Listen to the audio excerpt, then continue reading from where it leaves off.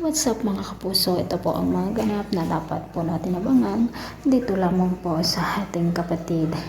Nakalabas na nga po sa ospital itong si Tyrone, ngunit kulungan naman po ang bumungad sa kanya dahil nga po sa pinaaresto pa rin siya o sila ni Chris dahil sa nangyari dito kay Belle at umiiyak nagmamakaawa si Rosel na huwag niyang ipakulong si Tyrone dahil nga hindi niya alam o may kailangan siyang malaman dito sa kanyang pagkatao. Ngunit napakatanga talaga itong si Rosel dahil wala pa siyang lakas loob na sabihin dito kay Chris na anak niya ito mga kapuso.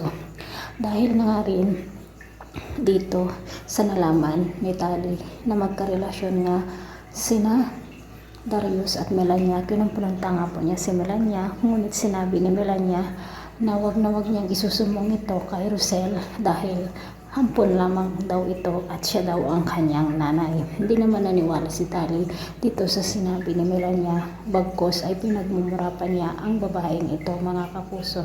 Samantala hindi na nga rin nakatiis si Jacinta dahil nga mahal na mahal niya si Tyrone kahit hindi niya ito kadugo kung kaya't binawi na nga po niya ang pakikipag-negotiate niya dito sa negosyo ni na Chris.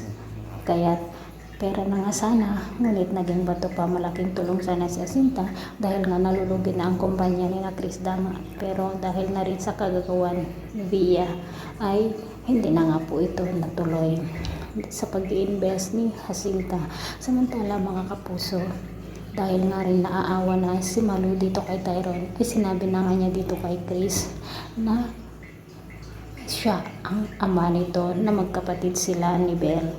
Mga kapuso, pakaabangan po natin ang kapanapanabik na ganap dito lamang po sa ating kapatid. Matutuloy kaya ang pagkakulong nitong si Tyrone?